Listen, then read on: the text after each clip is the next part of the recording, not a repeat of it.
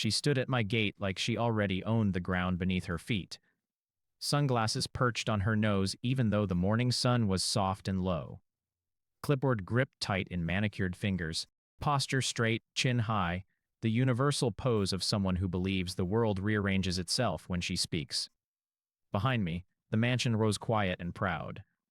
100-year-old beauty I had spent 15 months breathing life back into. New cedar shakes on the roof catching golden light. Fresh white paint glowing on the clapboard. Every window restored, every balustrade sanded by hand. She looked at it the way a vulture looks at something still breathing. Her voice cut the stillness like a shard of glass. You have exactly 24 hours to pay the HOA dues, or we will have this property demolished. I laughed, not loud, just a short, dry sound that surprised even me.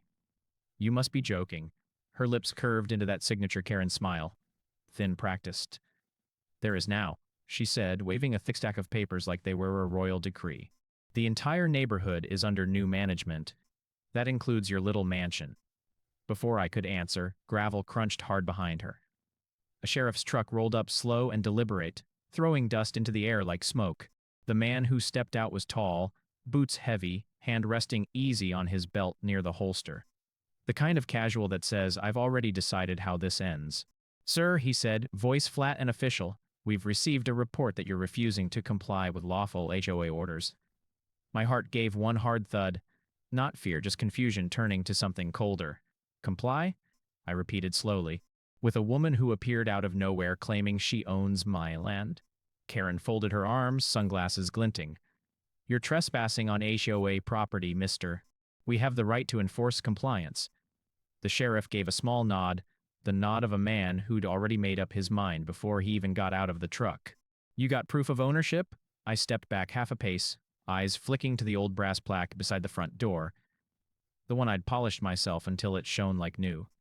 Registered historical property, 1982, proof, setting the word hang. Yeah, I've got plenty. But first, tell me something. Since when does an HOA get sent actual law enforcement to collect dues? Karen's smile tightened. Since I took over. Something didn't fit. His badge looked slightly off, edges too clean, engraving too shallow. The truck had no visible county markings, no antenna farm on the roof like most sheriff vehicles carry. My gut whispered one word. I decided to play along, just long enough. All right, I said, calm as still water. You want payment? Let's step inside. I'll get the paperwork. Karen's eyes flickered, fast, almost invisible. No need, she said quickly. We'll handle this right here. Outside. But I was already turning toward the front door, moving slow, deliberate, pretending not to notice how closely the fake sheriff followed. Inside, the mansion smelled of fresh paint, old wood, and quiet victory. Every corner held a camera, small, black, unblinking. Motion sensors. Facial recognition. Full audio capture. I hadn't just restored a house. I'd turned it into a fortress that remembered everything. The moment the door clicked shut behind me, my phone buzzed once. Short, silent. A message from my brother. You were right. Those HOAs are fake. Company doesn't exist in county records. Not even close. My pulse settled. Breathing evened. I turned back toward the front door. Their shadows moved across the frosted glass like ghosts who didn't know they were already dead. I opened door halfway, just enough. Phone camera angled perfectly, red recording light glowing steady. Karen's voice rose again, sharp and certain. This property is condemned. You cannot stay here until the HOA inspection is complete. I tilted my head. Condemned by who? You. She thrust the document forward. I saw the header immediately, bold, official looking. Property elation notice, except the county seal was blurry. The font mismatched across lines. The date stamped 2 years earlier. Nice try, I said quietly. Her face tightened, a crack in the porcelain mask. Are you accusing me of something? I smiled cold. No, just noticing you printed your official notice from Google. The fake sheriff stepped forward fast, snatching the paper from her hand, jabbing a finger at my chest. You either pay now, $42,000 in dues and penalties, or we take this to court. $42,000. I almost laughed again. For a neighborhood with 3 empty houses and a dirt road that hasn't seen pavement since the Nixon administration? Karen snapped. That's the law here. I leaned one shoulder against the doorframe, relaxed now, truly relaxed. I am the law here. She blinked. Excuse me? You should have done your homework, I said. Before I started restoration, I placed this entire property under a state-level historical preservation trust. Any legal action, any routes through the State Historic Commission. Not some made-up HOA, not him.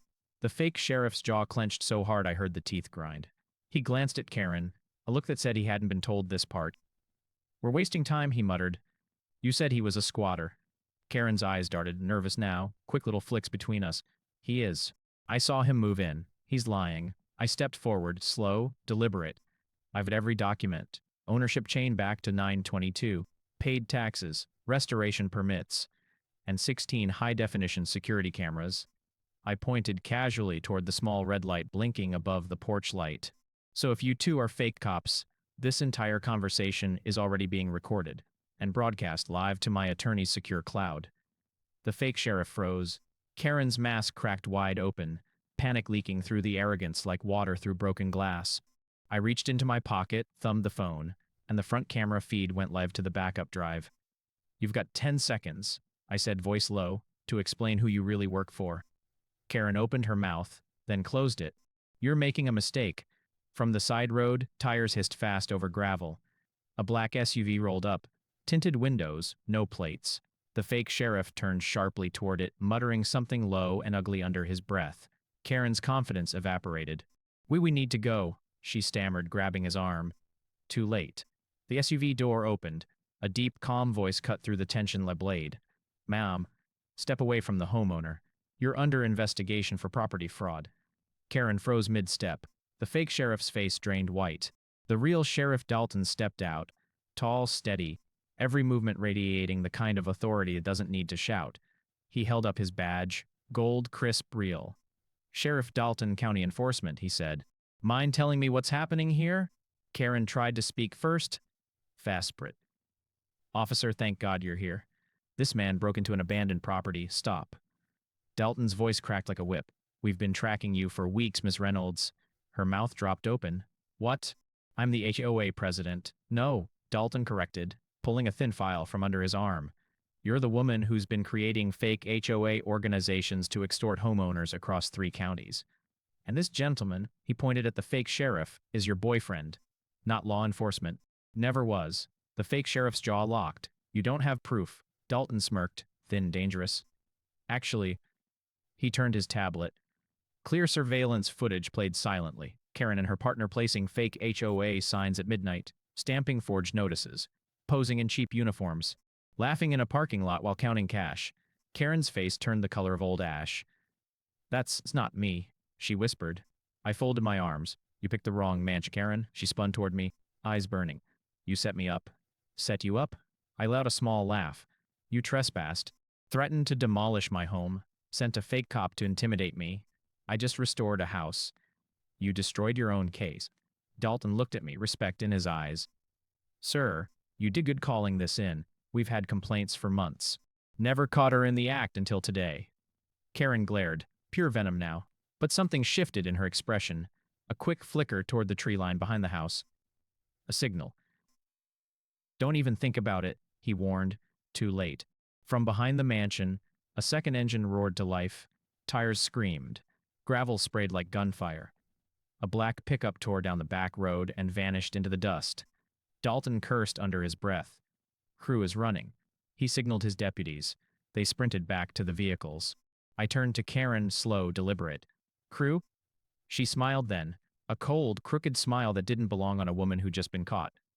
You think it's just me? Her voice dropped low. You've got no idea what you've stepped into. Before the deputies could cuff, she whispered something, too quiet for me to catch. But the chill that ran my spine might told me it wasn't surrender. Dalton looked at me, serious now. Get inside. Your doors. This isn't over. I nodded, stepped back toward the porch. The moment I reached for the doorknob, I froze. The door was already open, just a crack. I had locked it. Triple-checked it. Someone was inside.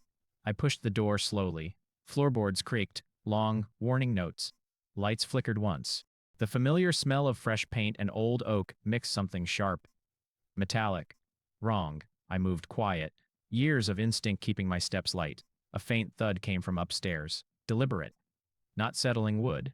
I picked up the nearest thing, a heavy rusted wrench, on the hall table from yesterday's final touch-ups, gripped it firm, started up the staircase, silent. At the landing I paused. A shadow slipped into the master study, the room where I the original 1982 blueprints, the restoration files, every legal document that proved this house was mine. The door opened an inch. I waited. Then spoke. Voice steady, calm. You've got 10 seconds to walk out with your hands empty, or I make a call you'll regret for the rest of your life. Thick. Heavy. I reached for the knob. The door exploded outward. A man lunged, ski mask half torn, eyes wild with panic. I swung the wrench, clean arc caught his forearm. The fake badge on his chest spun across the floor like a cheap toy. He tried to shove past. I caught his jacket, yanked him hard into the hallway light. Same fake uniform, same plastic badge. Who sent? I demanded. He hesitated, breath ragged. Then whispered, Karen doesn't work alone. The houses, they're all part of it. Headlights flashed through the windows, Dalton's SUV returning fast. The intruder tried to bolt. Deputies stormed the front door, tackled him on the stairs. Cuffs clicked. They swept the house room by room. Minutes later, one of them called from the basement. Sheriff, you need to see this. Behind the new wall I'd rebuilt myself, the one hiding old pipes, they found a sealed metal box. Dalton pried it open carefully. Inside, stacks forged property titles, fake HOA charters, hundreds of blank violation notices. Enough to terrorize homeowners across 3 states. He looked at me, long and steady. You just helped us uncover a multi-million-dollar real estate scam. I yelled, slow deep. Set the wrench down. The metal clanged softly against the floorboards. Guess this old mansion wasn't just hiding history, I said quietly. It was hiding a crime. They took Karen and her crew away that night. Flashing lights, sirens fading into the dark, the mansion stood silent again, but different. Proud. A week later I stood on the front porch, while a local reporter finished her live segment. And the man who restored a century-old mansion ended up restoring justice too, she said into the camera. I gave a small smile. I didn't do it for headlines, I told her. I did it because no one gets to threaten a man on his own land. The camera light blinked off. I looked up at the house one last time. Gold evening light pouring through every window. Whispered to myself. They tried to destroy it. But instead, this mansion destroyed them. The American flag I'd hung above the porch lifted gently in the evening wind. And in that moment I knew, bone deep, I hadn't just rebuilt a home. I'd reminded everyone what this land still stands for. Truth, and the unbreakable right to fight back.